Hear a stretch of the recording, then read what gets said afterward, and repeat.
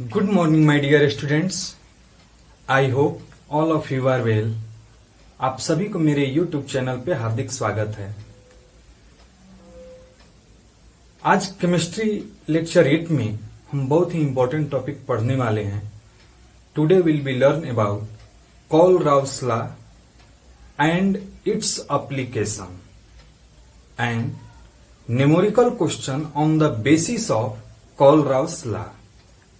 यानी कि आज हम लोग कोलराउस नियम को समझेंगे, देखेंगे, उसके एप्लीकेशन यानी कि उपयोगिता के बारे में देखेंगे और इस पर जो न्यूमेरिकल आंकिक प्रश्न आपके बोर्ड या कंपटीशन में पूछे जाते हैं उसको भी हम लोग आज देखेंगे।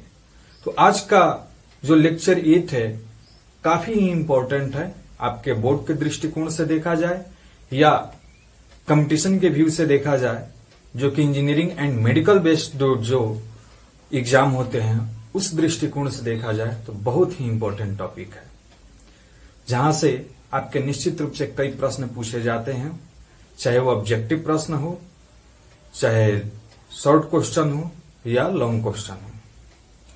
तो चलिए आज हम लोग कोलराउस लॉ देखने से पहले एक आपको क्वेश्चन दिया गया है जो कि राजस्थान बोर्ड 2012 का क्वेश्चन है।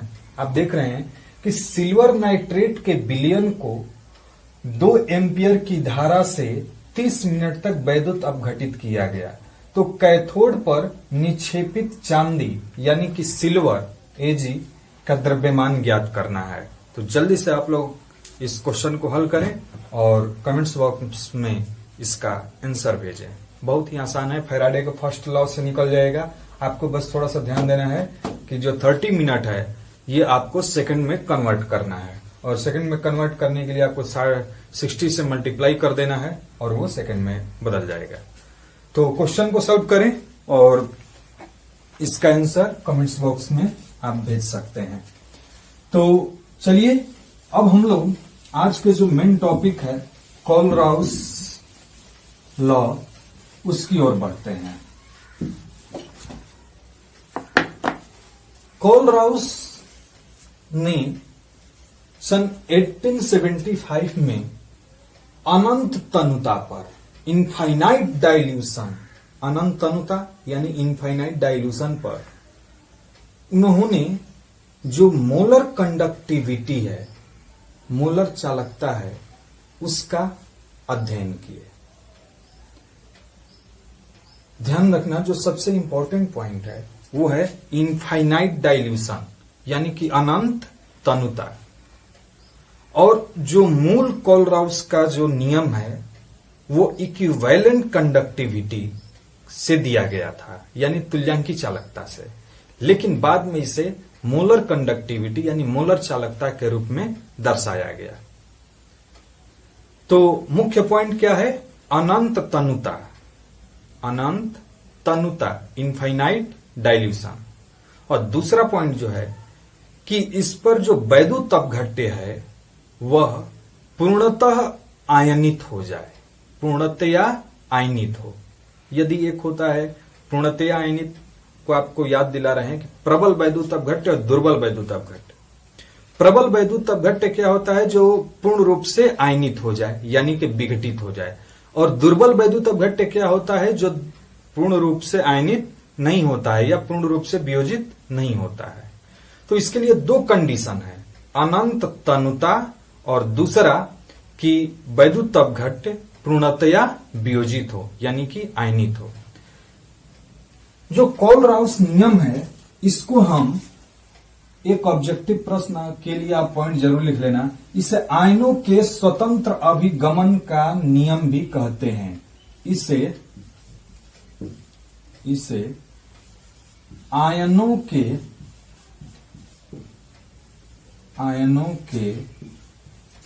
स्वतंत्र अभिगमन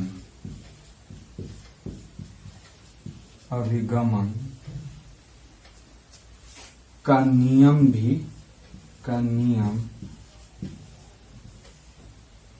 भी कहते हैं। Law of independent migration of ion. यदि इंग्लिश में इसको देखा जाए तो ये क्या हो जाएगा, law of independent migration of ion. ये आपका ऑब्जेक्टिव प्रश्न में पूछे जा सकते हैं। दूसरा एक पॉइंट शामिल कीजिएगा, यह उस स्थिति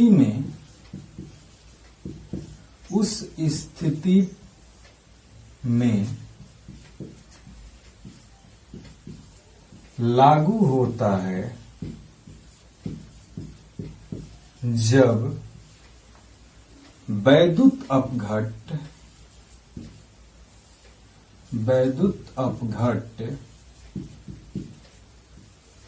पूर्णतया आयनित या विघटित हो जाए। किस स्थिति में यह लागू होता है, जब जो वैद्युत अपघट्य है वो पूर्णतया आयनित हो जाए, आयनित यानी कि विघटित हो जाए। तो ये तो दो आपके ऑब्जेक्टिव प्रश्न हो सकते हैं। अब हम देखते हैं कि मूल रूप से कोलराउस का नियम है क्या। तो चलिए इसके बाद हम लोग लिखेंगे कि कोलराउस का नियम क्या है। उसके पहले इन्होंने क्या कहा उसको थोड़ा सा समझ लेते हैं। जैसे कि इन्होंने कहा कि एक यदि वैद्युत अपघट्य को हम पूर्णतया विघटित कर दें, जो कि पूर्ण रूप से विघटित है, तो विघटित होने के पश्चात इसमें बन सकते हैं धनायन और बन सकते हैं ऋणायन। बताए कि यदि इसमें धनायन की मान लीजिए कि मूलर चालकता दिया गया है 4 ohm inverse centimetre square mole inverse, और निगेटिव की मोलर चालकता दिया है 3 ओम इनवर्स सेंटीमीटर स्क्वायर और मोल इनवर्स।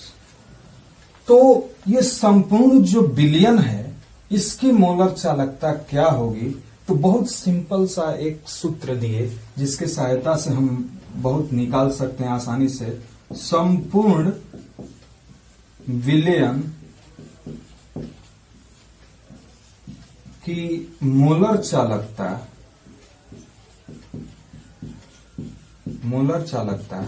निकालने के लिए क्या करना होगा, 4 + 3 बराबर 7 ohm inverse centimetre square mole inverse. बहुत सिंपल सा। यानी कि वैद्युत अपघट्य जब आयनित हो जाता है तो उसके धनायनों और ऋणायनों की मोलर चालकता के योग जो होता है वो वैद्युत अपघट्य की मोलर चालकता होती है। बहुत सिंपल सा। धनायन और ऋणायन की जो मोलर चालकता है उसको हम जोड़ देते हैं तो वही होता है उस वैद्युत अपघट्य की मोलर चालकता। चलिए अब इसको हम थोड़ा सा जो जिस रूप में ये नियम दिया गया उसको हम लोग देख लेते हैं। तो ये नियम क्या है थोड़ा सा आप ध्यान देना।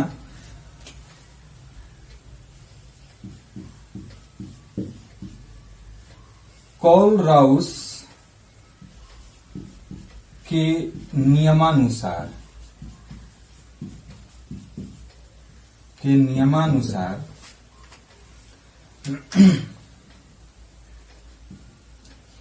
अनंत तनुता पर किसी वैद्युत अपघट्य की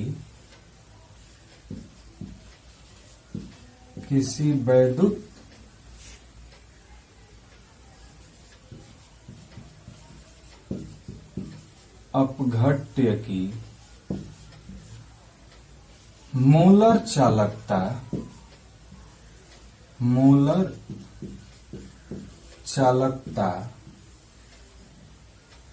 उसमें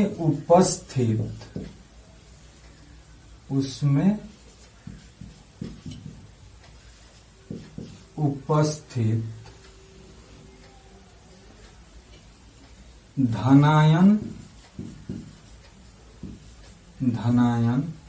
और ऋणायन की अनंत तनुता पर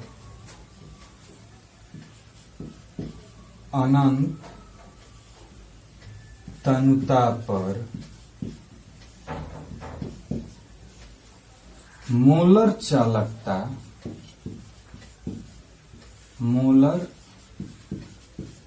चालकता के योग के बराबर होता है। आइए ध्यान दीजिए कि जो ये नियम दिया गया है इसको हम क्या कह रहे थे, आयनों के स्वतंत्र विगमन, और ये पॉइंट इसमें जो सबसे इंपॉर्टेंट है अनंत तनुता पर। अब इसको यदि हम आगे बढ़ाते हैं, जैसे कि माना कि एक वैद्युत अपघट्य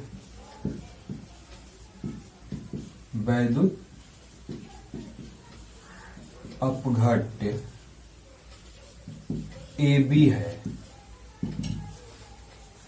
और यदि ये वियोजित होता है, पूर्ण रूप से वियोजित हो गया, तो ये किस प्रकार से हो जाएगा बच्चों? AB यदि वियोजित हुआ तो A प्लस और B माइनस। बहुत आसानी से आपको ये तैयार हो जाएगा, कोई दिक्कत नहीं होगा। अब अकॉर्डिंग टू कोलराउस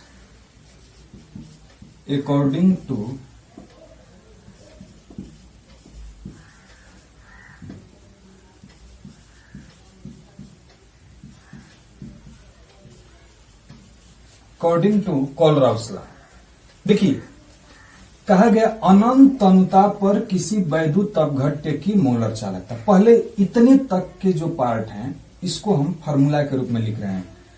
मोलर चालकता को हम किसके द्वारा इंडिकेट करते हैं? ये हो गया मोलर चालकता, यहां पर M, और ये इनफाइनाइट डाइल्यूशन को हम इंडिकेट कर दिया इससे। ये इनफाइनाइट डाइल्यूशन हो गया किसका? किसी वैद्युत अपघट्य का। तो वैद्युत अपघट्य हमने क्या माना है? AB, हम ब्रैकेट में लिख दिए AB बराबर है। देखिए आपको ये ध्यान रखना है, आपको बस इसके अनुसार डिफाइन करना है। अब यहां से मैं देखिए अनंत तनुता पर किसी वैद्युत अपघट्य की मोलर चालकता, आपका पूरा सब कुछ इसी में निहित है। अनंत तनुता पर, अनंत का ये इनफाइनाइट का हो गया, अनंत तनुता पर किसी वैद्युत अपघट्य की मोलर चालकता, उसमें उपस्थित धनायन और ऋणायन की अनंत तनुता पर। अब इसकी भी हमें किस चीज पर देखना है?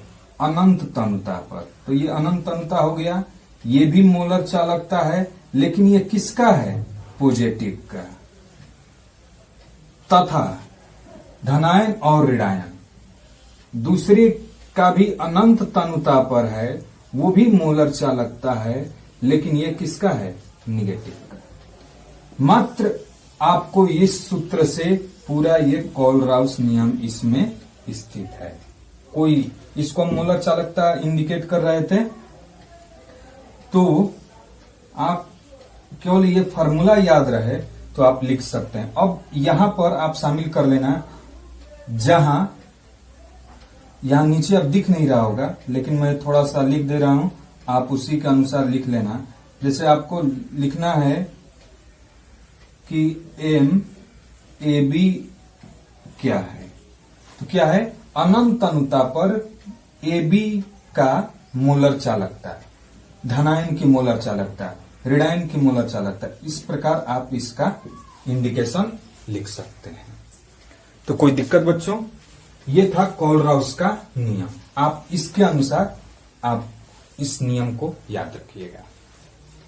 अब हम चलते हैं कोलराउस नियम की उपयोगिता की ओर। तो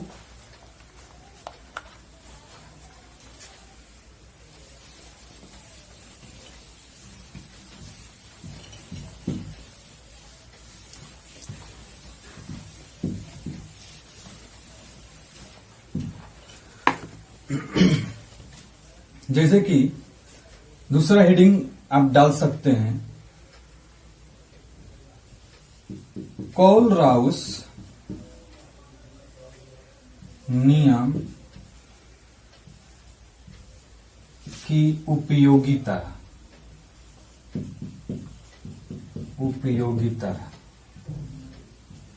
एप्लीकेशन ऑफ कोलराउस लॉ। तो इन कोलराउस नियम का जो सबसे इंपॉर्टेंट जो उपयोगिता है वो है अनंत अनुता पर किसी दुर्बल वैद्युत अपघट्य की मोलर चालकता ज्ञात करने में। पहला क्या है, अनंत तनुता पर दुर्बल वैद्युत अपघट्य। अनंत तनुता पर दुर्बल वैद्युत अपघट्य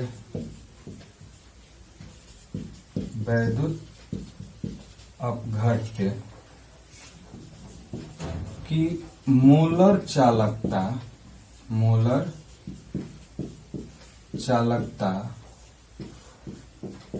ज्ञात करने में। किस प्रकार हम दुर्बल वैद्युत अपघट्य की मोलर चालकता ज्ञात करेंगे? चूंकि प्रबल वैद्युत अपघट्य तो पूर्णतया आयनित होता है, लेकिन दुर्बल वैद्युत अपघट्य तो नहीं होगा। उस स्थिति में जो उसके धनायन और ऋणायन होंगे, दुर्बल वैद्युत अपघट्य में भी धनायन होगा और ऋणायन होगा, तो वो जो धनायन और ऋणायन होंगे उसके हम प्रबल वैद्युत अपघट्य की मोलर चालकता से ज्ञात करते हैं। चलिए इसमें थोड़ा सा पॉइंट लिख सकते हैं कि दुर्बल वैद्युत अपघट्य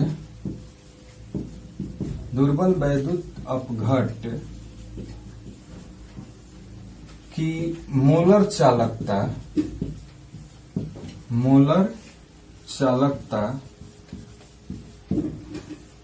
उसमें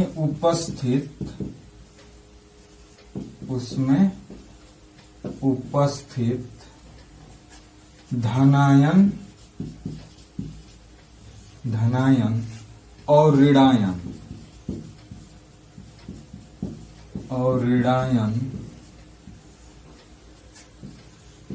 के प्रबल वैद्युत अपघट्य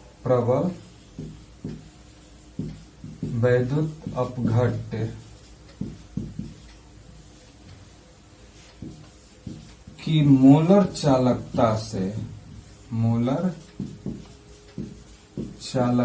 से ज्ञात की जाती है।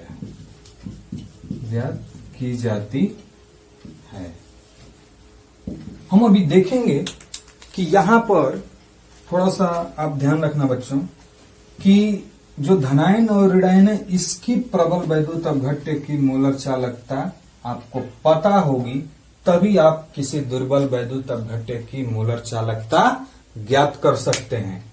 ये जानने के लिए और इसी पर आधारित आपके बोर्ड में ऑब्जेक्टिव प्रश्न या न्यूमेरिकल क्वेश्चन पूछे जाते हैं। तो अब हम लोग इसी को जानने के लिए हम कई न्यूमेरिकल प्रश्न देखेंगे, आपको हल करने के लिए भी देखेंगे। आप निश्चित रूप से इसको समझने के लिए आप आंकिक प्रश्न देखें, जो कि बहुत ही इंपॉर्टेंट है बच्चों। आपके एग्जाम में पूछा जाएगा, कंपटीशन में भी पूछा जाता है। कोलराउस नियम आपके थ्योरेटिकल रूप में तो क्वेश्चन पूछ दिया जाएगा, 2 नंबर लघु उत्तरीय, लेकिन जो आंकिक प्रश्न पूछा जाता है वो मोस्ट इंपॉर्टेंट है। तो उसी की तरफ हम लोग बढ़ते हैं। चलिए इसके पहले हम लोग थोड़ा सा आंकिक प्रश्न इस पर आते। तो हम लोग कोलराउस नियम पर आधारित जो आंकिक प्रश्न है उसको देखते हैं। फर्स्ट क्वेश्चन है आपका कि एक दुर्बल वैद्युत अपघट्य, देखिए इसकी उपयोगिता कोलराउस के नियम का आ गया। आप देख रहे हैं कि ये कैसा है, दुर्बल वैद्युत घट्ट कौन सा है, acetic acid CH3COOH। Acetic acid की मोलर चालकता ज्ञात करें यदि सोडियम एसीटेट की मोलर चालकता इतना दिया हुआ है, HCl की मोलर चालकता इतना दिया हुआ है और NaCl की मोलर चालकता इतना दिया हुआ है।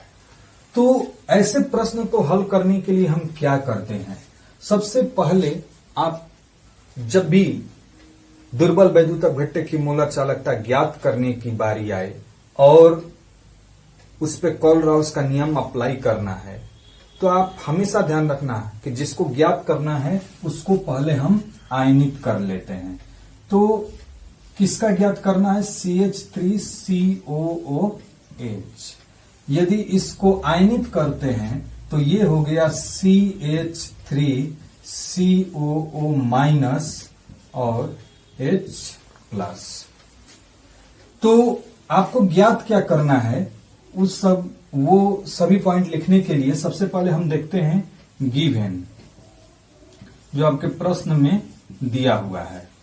गिवन में यदि CH3COONA की मोलर चालकता, मोलर कंडक्टिविटी दिया हुआ है अनंत अनुता पर, ये सभी प्रश्न हैं। और ये किसका दिया हुआ है, तो CH3COONA की मोलर चालकता 158, इसका मात्रक एक लिख दे रहे हैं, ohm inverse centimetre square mole inverse. दूसरा जो दिया हुआ है HCl का दिया हुआ है, HCl की मोलर कंडक्टिविटी कितना है, 136 ohm inverse centimetre square mole inverse, ohm inverse centimetre square mole inverse. और NaCl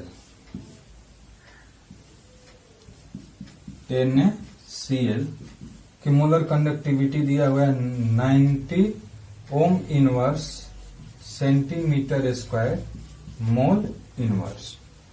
तो चलिए बच्चों, हम लोग देखते हैं कि आखिर ये प्रश्न में क्या दिया हुआ है और क्या ज्ञात करना, और आपको ज्ञात क्या करना है ध्यान दें। अब ज्ञात करने वाला पॉइंट भी लिख लें, वो है CH3COOH, इसकी मोलर कंडक्टिविटी ज्ञात करनी है। बहुत ही इजी पोर्शन है।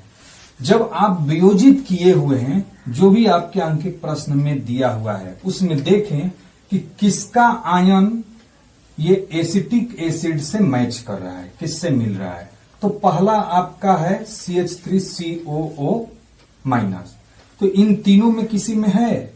अब ध्यान दें, CH3COONA में आपको ये मिल जाएगा, यानी कि ये जो हम इसको समीकरण 1 मान लेते हैं, समीकरण नहीं है, इसको 1 मान लेते हैं क्वेश्चन बनाने के लिए। तो CH3COO आपको मिल गया सोडियम एसीटेट में। उसके बाद क्या है, HCl। मैंने क्या कहा था, आप थोड़ा सा ध्यान दो कि दुर्बल वैद्युत अपघट्ट की मोलर चालकता उसमें उपस्थित धनायन और ऋणायन की प्रबल वैद्युत अपघट्ट की मोलर चालकता से ज्ञात करते हैं। इसका जो प्रबल वैद्युत अपघट्ट है सोडियम एसीटेट है, और इसका जो प्रबल वैद्युत अपघट्ट है HCl है। क्योंकि HCl को आप जब वियोजित करेंगे तो H प्लस में होगा और Cl माइनस में होगा। तो HCl मिल गया, इसको हम मान लेते हैं 2। अब एक नया आपको इसमें अलग जो दिख रहा है कि जो इसमें नहीं है, ये नहीं है और Cl नहीं है ना। अब देख सकते हैं कि CH3CO हम इन दोनों का ले तो लिए, लेकिन इसमें एक्स्ट्रा क्या हो गया, Na और Cl। तो NaCl का भी हमें मोलर चालकता प्रश्न में दिया हुआ है।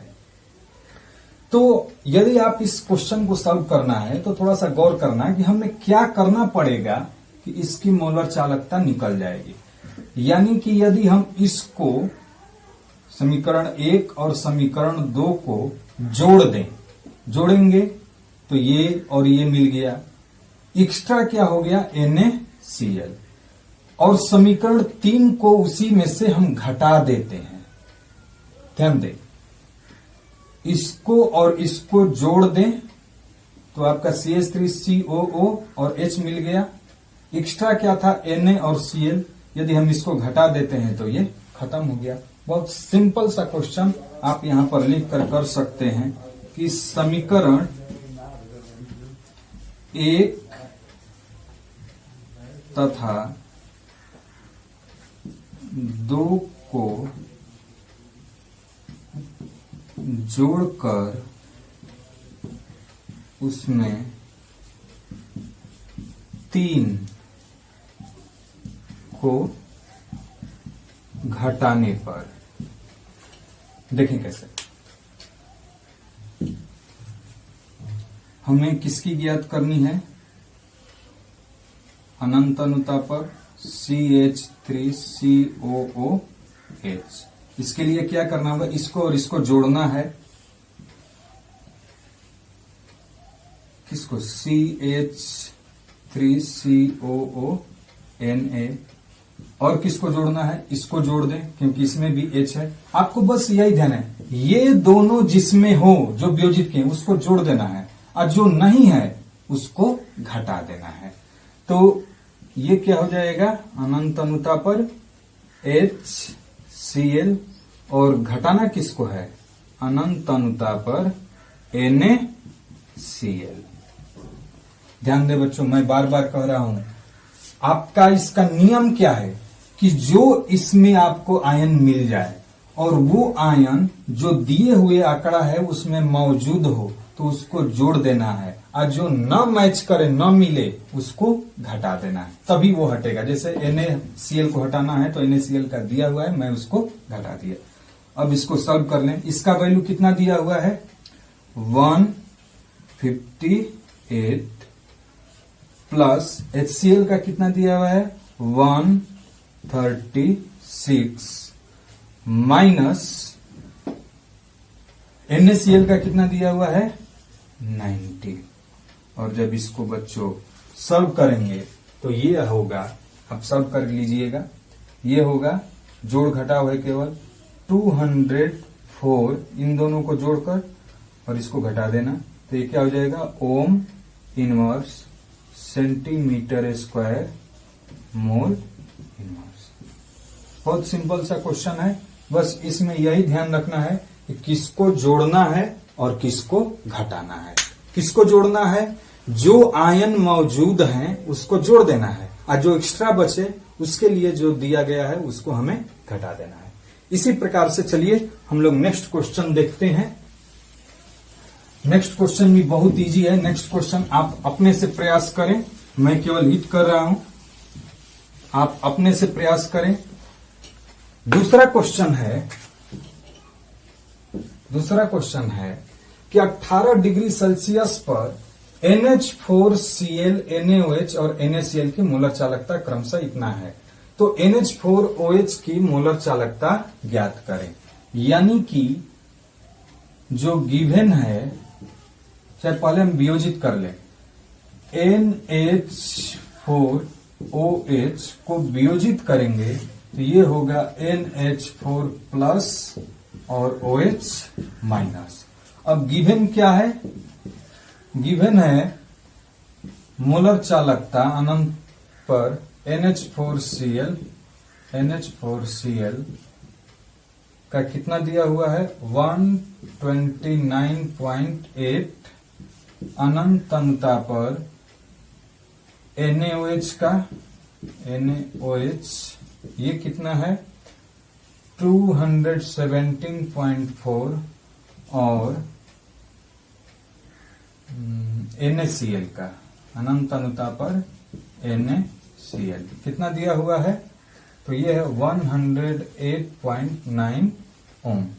और ज्ञात क्या करना है, अनंत अनुता पर NH4OH को ज्ञात करना है। देखिए बच्चों, आपको क्या करना होगा, आगे आप इसको सॉल्व करके आंसर बताएं। देखिए NH4 किस में उपस्थित है, आप देख रहे हैं कि इसमें उपस्थित है ना। तो हम इसको हम ले लेंगे, OH किस में उपस्थित है? OH यहां पर आपको मिल रहा है, किस में भी मिल रहा है? नहीं मिल रहा है। तो ये हो गया समीकरण 2। तो हम क्या करेंगे, 1 और 2 को जोड़ेंगे। एक्स्ट्रा क्या बच गया, ध्यान दें।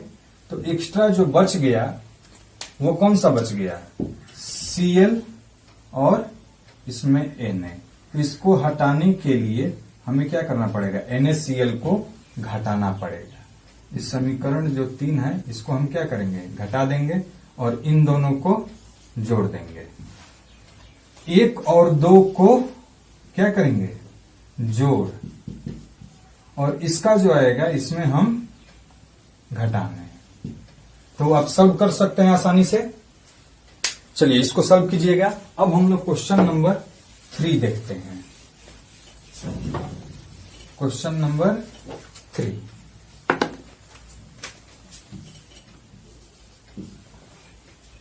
कह रहा है कि निम्न आंकड़े से NH4OH की मोलर चालकता ज्ञात करें। काफी इंपॉर्टेंट क्वेश्चन है। आपको ज्ञात करनी है अनंत अनुता पर NH4OH की मोलर चालकता ज्ञात करना है और दिया हुआ है। ध्यान देना बच्चों, ये काफी इंपॉर्टेंट प्रश्न है, थोड़ा सा टेढ़ा प्रश्न है। कह रहा है कि BaOH का होल ट्वाइस है और ये दिया है 457.6। दूसरा दिया हुआ है BaCl2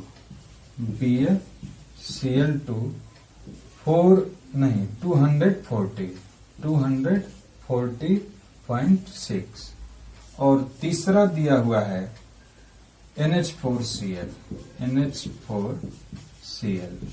कितना है, 129.8। ध्यान देना है कि इसमें किसको हमें जोड़ना है और किसको घटाना है। बाकी ये क्वेश्चन बहुत इजी है। यदि हम इसको वियोजित करें तो बच्चों क्या होगा, NH4 प्लस और OH माइनस, यही होगा। आपको NH4 यहां से मिल जाएगा और OH आपको यहां से मिल जाएगा, राइट।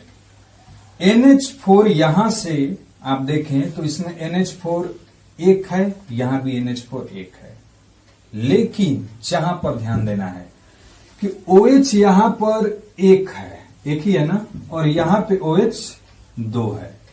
तो 2 को 1 में बदलने के लिए हमें क्या करना पड़ेगा, इसमें हमें 1/2 से भाग देना पड़ेगा। भाग देने पर यदि हम 1/2 भाग दे दें तो ये क्या हो जाएगा, आपको इस रूप में ये दर्शाना पड़ेगा 1/2 BaOH का होल ट्वाइस। यदि हम इसमें 1/2 से भाग दिए तो ये 2 था, 2 से भाग दे दिए 1 हो गया। दूसरा पॉइंट, यहां पर एक तो पता चल गया NH4OH हो गया,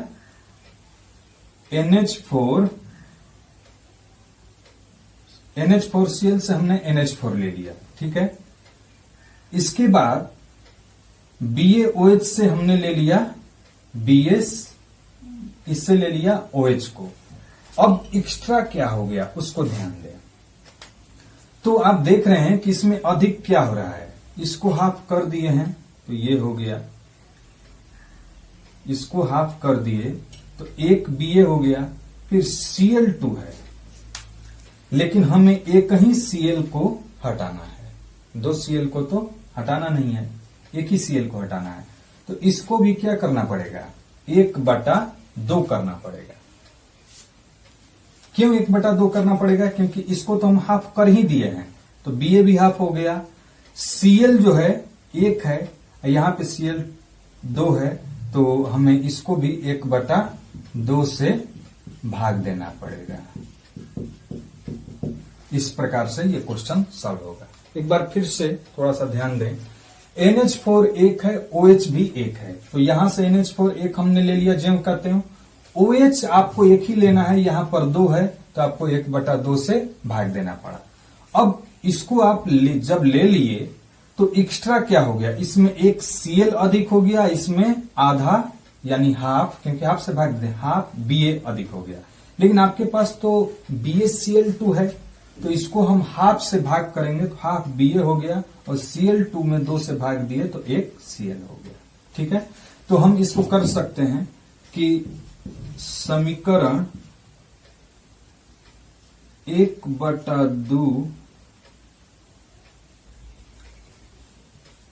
समीकरण 1, यहां से अब इसको हटा रहे हैं, ये केवल लिखे थे देखने के लिए। इसको समीकरण 1, इसको समीकरण 2 और इसको समीकरण 3 मान लेते हैं। समीकरण 1 में 1/2 से भाग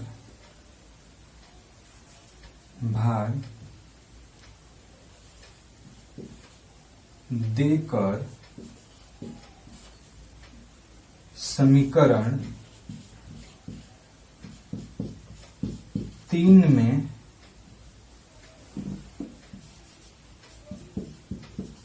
जोड़कर, देखिए इसको और इसको जोड़ रहे हैं ना, क्योंकि इसमें NH4 है और इसमें OH की जरूरत है, तो ये समीकरण 1 है। NH4 जरूरत है तो ये है। जोड़कर किसको घटाना है, Cl अधिक है, Ba अधिक है, तो इसको घटाने पर जोड़कर समीकरण 2 को घटाने पर तो क्या हो जाएगा, इसको हम कर सकते हैं NH4OH बराबर 1/2 BaOH2 प्लस NH4Cl माइनस 1/2, ये क्या हो जाएगा BaCl2। इसको अब सब कर लें, 1/2, इसकी मोलर चालकता कितना दिया हुआ है 457.6 प्लस इसका कितना हुआ है 129.8 माइनस 1/2 गुने 240.6। इसको आप सब कर लीजिएगा, 238 पॉइंट ये आएगा।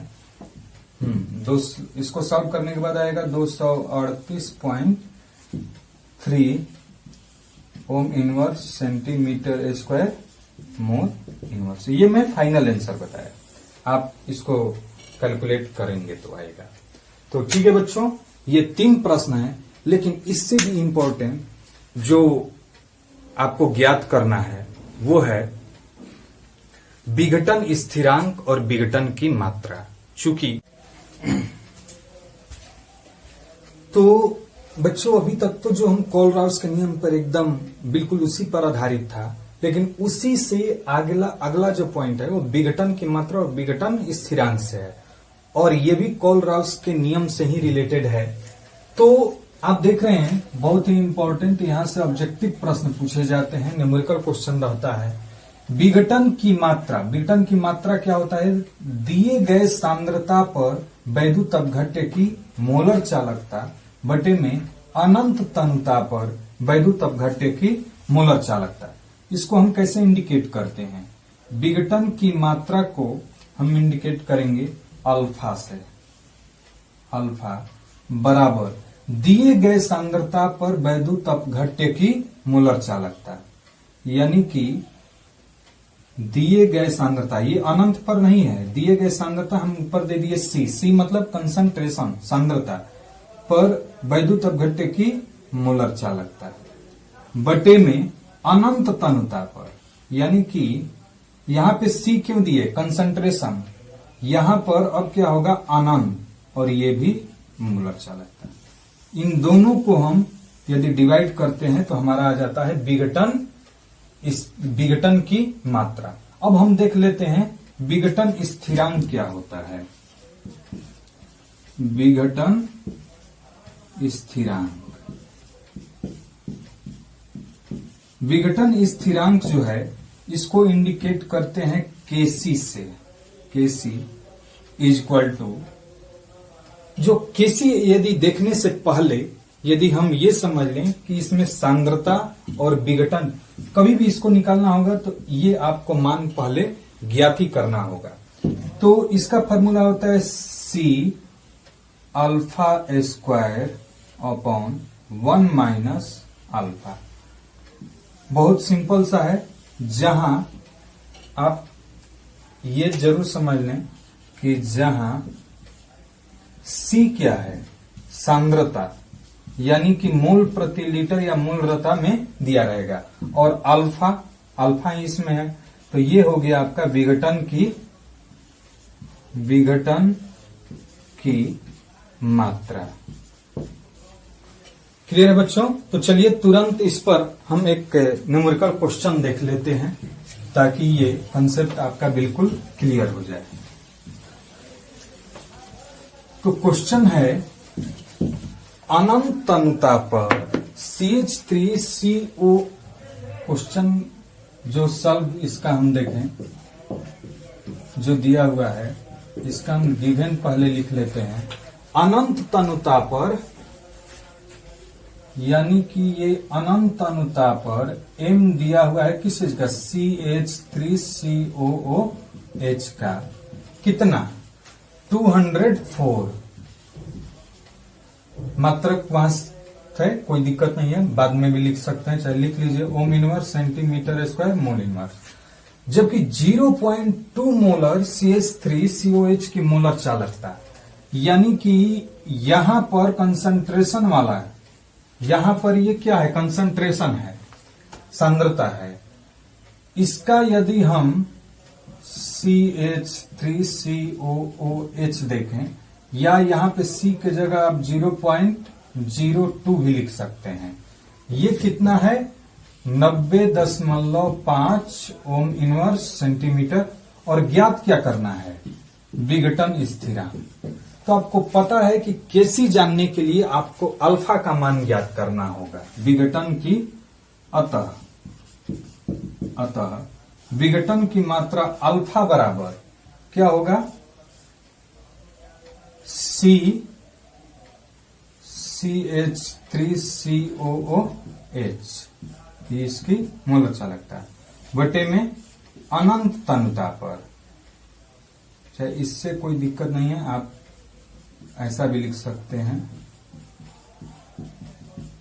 और अनंत पर मोलरता किसका, CH3COOH। बहुत सिंपल क्वेश्चन है, इसको आप डिवाइड कर सकते हैं कि ये कितना है, सांद्रता वाला 90.5 और ये है 204। इसको जब आप भाग करके देख लीजिए कितना आएगा, इसका भाग करने पर आ जाएगा 0.443।